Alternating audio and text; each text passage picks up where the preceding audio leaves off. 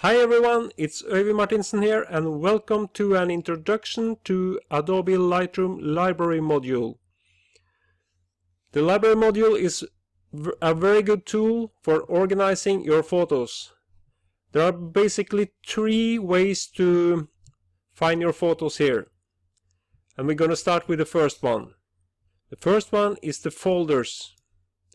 Here we have the disks and the hard drives connected here, and you can, for example, go down to the year 2012 and we see everything is organized by date, and the date here is the date you have in the camera. So it's important that you have the correct date in your camera, and then it will go automatically into Lightroom, and Lightroom will organize this for you here. You don't have to do anything as long as the date is correct in the camera. So you have the date and you have the number of images here on this side.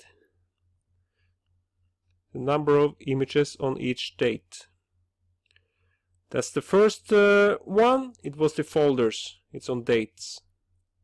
The second one is collections. And here I have created a lot of collections. But for now, if you want to make a new collection, you go to the plus and you select create a collection, and then I can write just test, and then I create, and we can go down here and find the test. It's here. You see I have 0 pictures in that now. If I want some pictures in it, let's say these 4 images, I can mark them, I can click and drag them and drop them into the collection. Now you see there are 4 images here. So that was the second one, collections. It's a very good tool to put your best images into the collections.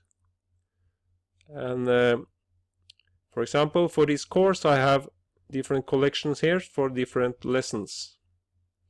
So we're going to go to the third one. We're going to close the collection there, and the third one is the keyword. So here I can search on the keyword list on the keywords I have on the images. For example, if I search for Dovre, many Dovre pictures will come up here, different years. If I search for example, Panama, many Panama pictures will come up here. Many pictures.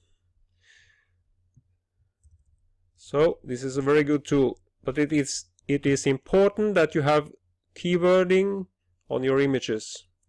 You need keywords, otherwise you will not be able to search for them here. Then you have to look for them by date in the folder. But I recommend that you put keywords when you import your images, as I showed you in another video. So this is the basic architecture of the library module. So we can also see up here we have a navigator window, and if I click this picture, you see it's a small one here, and if I enlarge this and I zoom in, you see I have this frame here, and I can drag this here and I move the picture. I can press the fit button. You can also just go directly up here and click in the frame here. And you can also adjust the amount of enlargement here. So it's up to you what you choose. Go to fit. Up here we have the histogram, and it's the distribution of different tones in this picture. So don't be a slave of the histogram. In the left side here we have the dark areas. In center here we have the medium tones, and to the right we have the highlights. And there are no truths. It's depending on the image, so you have to look at the image itself and not at the histogram when you decide which kind of tones you want in your image. Under here we have the ISO for this image. I use ISO 1600. I use a 600mm length. I use the f4 aperture and at 1/400 of a second. This is important information. Before, in the days of film, we had to take notes, but now we can see everything here. Further down we have the metadata, and here we can also write a caption, and here is a white nose coati and the scientific name Nasua narica, and where it is and which country and the copyright. And here I can also see the date, and I can see which camera I used, the lens, everything here. So it's a very good tool, so you can identify what kind of gear you used and everything. I'm going to close the metadata. I never use this quick develop, so you don't have to think about that. But the keyword list is the most important here on this side, so you can search for your images. And on this side we have the collections we create ourselves. I created the test collection, which is here, with the 4 images I have here. And above that we have the folders where everything is organized by date, and it's a date that it is in the camera. The date in the camera, so it is important that you have that correct. So now let's say you want to compare 2 images. Let's say this coati and this butterfly. You can mark these 2. Then we can go down here to X and Y and click, and then we get them side by side and we can compare images. X and Y here.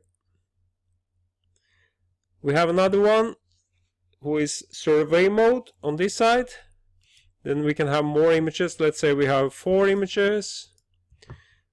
Then we can go down to survey, and then we have these 4 here.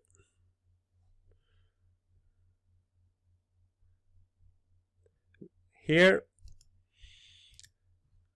we can select the icons like we have here now. This is the icons. This is this one. If I want to see one picture, I have to go to mark one, and then I can click on this. I can also double click in the picture to have it enlarged. If I want to watch it in full screen, I can just press the F button on the keyboard, and F again, you go back. I can also press the L button and darken the area around. So 2 times on the L button, 1 more time and you're back. Again, 2 times on the L button on the keyboard, and 1 more time you're back. It's a good tool. And here we have star rating. Normally I use 5 stars or none stars.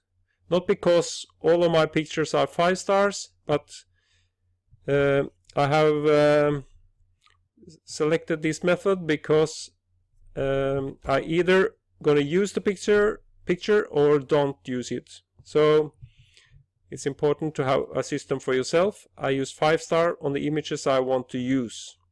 So it's simple as that.